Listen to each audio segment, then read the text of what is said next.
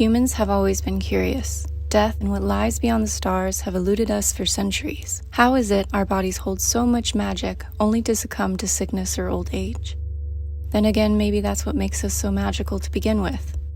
When we look to the stars, how could the universe be so vast, so expansive, yet we're the only ones here?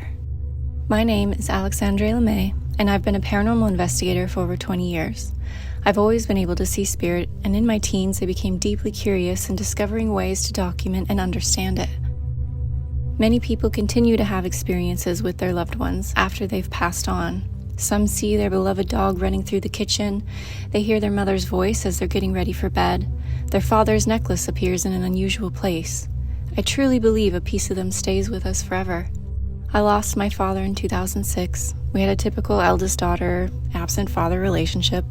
It felt as though his death took all possibilities with him, all the chances for repair, for more love, or to simply see each other again. But as it turns out, that love never leaves us.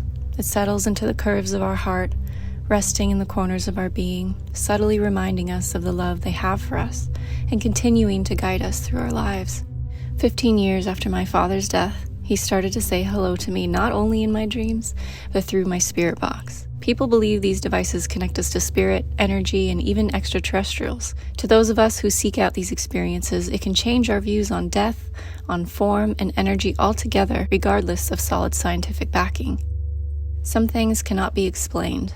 Not yet anyways. This is a big reason why the spirit box has been my favorite device. When I finally purchased one in 2016, I dove into its history with a desire to understand how it came to be, who experimented with it, and how does it actually work. So today I'm going to give you a brief, easy to understand overview of the spirit box and its history, so you too can understand this miraculous yet simple device.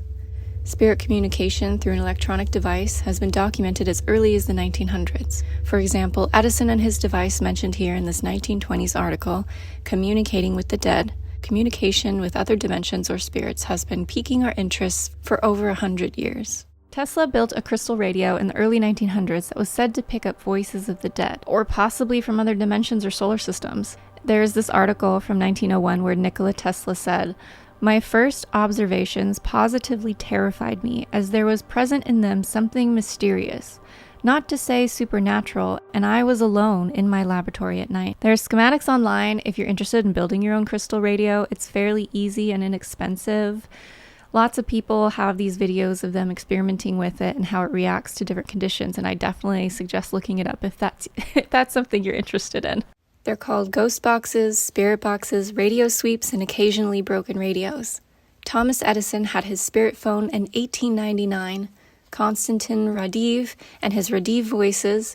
In 1965, Frederick Jurgensen, George Meek, and William O'Neill, their Spiritcom device around 1980, Frank's box, which was created around 2002 by EVP enthusiast Frank Sumption, carried on today by Steve Holte, Bill Chappell, and Gary Galka. These experimental ideas and devices led us to today's widely used version of the spirit box. While Frederick Jurgensen was officially credited with the 1959 discovery of the electronic voice phenomenon, there were other individuals prior to 1959 who had attempted to communicate with the dead by mechanical means. Mr. Jurgensen retains this title because he was the first researcher to be recognized on an international basis. In 1959, Jurgensen, a Swedish painter and film producer, was out recording bird songs. Upon playing the tape later, he heard what he interpreted to be his dead father's voice, and then the spirit of his deceased wife calling his name. In spring of 1960, after a séance, Jurgensen claims the scientist from the other side gave him the information to build his device. He then began using radio in his experiments. Dr. Radiv, a writer and a parapsychologist, contacted Jurgensen after reading his book, Voices from Space. They arranged a meeting in April 1965 where the two men conducted microphone-only recordings, until summer of 1965 when Jurgensen added radio static to their recording sessions.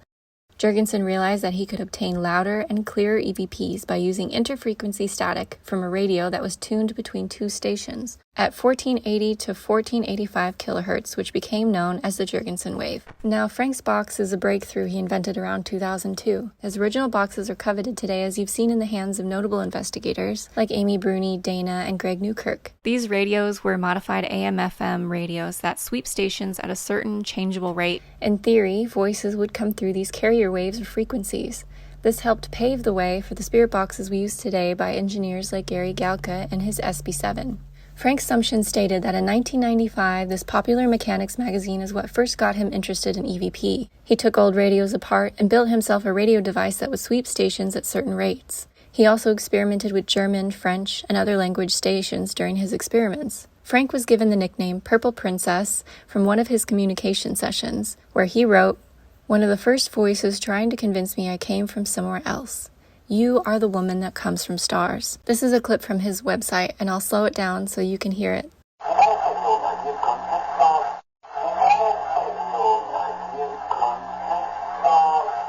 He also heard from his device, "Frank is our princess. This is good. Purple Princess." Since then, Steve Holte built Steve's box. Early 2010, Bill Chappell came up with a very similar radio that would be purchased at Radio Shack and with a simple modification could sweep the AM and FM band. Thanks to Gary Galka, the Ghost Box today have come a long way. He has engineered unique frequency hotspots, enabling spirits to communicate frequently and with less noise from sweeping channels. Gary is very dedicated to his work, spending hours testing and experimenting, constantly reinventing and furthering his own devices. I highly recommend checking out his YouTube. It's full of video experiments.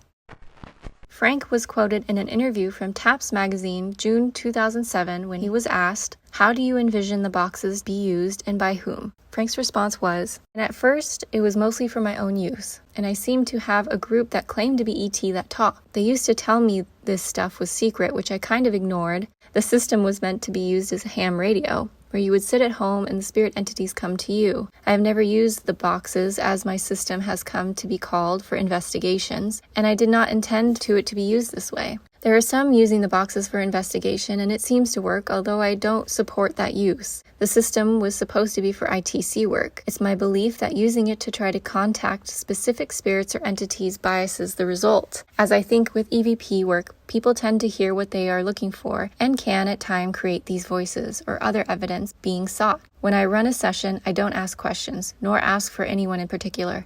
I announce out loud that I am doing an EVP recording and start the tape deck. When I first started using EVP Maker, asking questions wouldn't result in them calling me names and cussing at me, so I would ask if there were any messages. I think it was training, so I would do a session with no expectations or any biases. I was too intrigued and fascinated to stop. I think anyone should be able to use the system, just like it seems anyone can do EVP recordings. It does seem to require a certain amount of training or practice for the ears to be able to pick up the messages, and they tend to be distorted, mixed in with raw radio or raw audio. Here are the audio files and the descriptions posted on Frank's website. I was able to find these hidden within the code of his website. His website is quite old and most of it doesn't work today, but hopefully this will make sure that it doesn't become lost media. We all can appreciate the work that he's done to bring the spirit box into what it is today.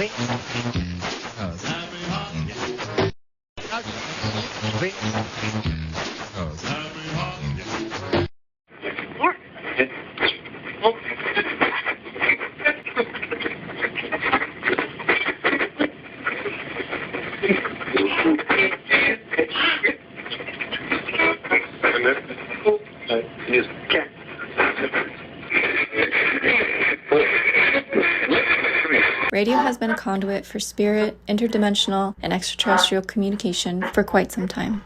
If you're unsure how radios work, here's a brief explanation to help you understand exactly what's happening behind the plastic casing of your device.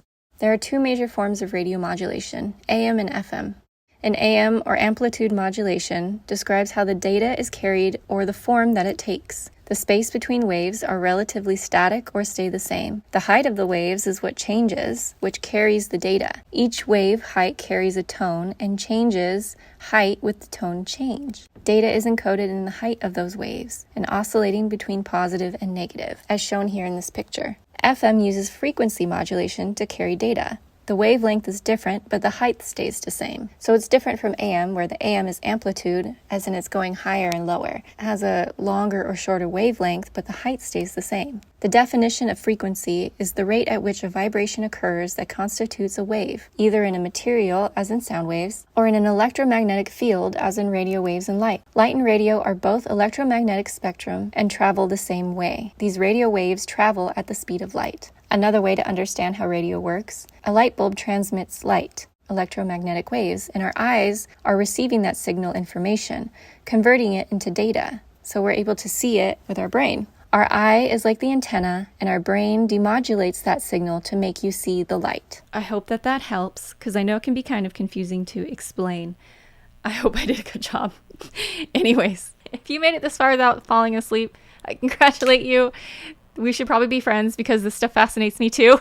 Thank you so much for hanging out with me, and I hope you all have a fantastic rest of your week.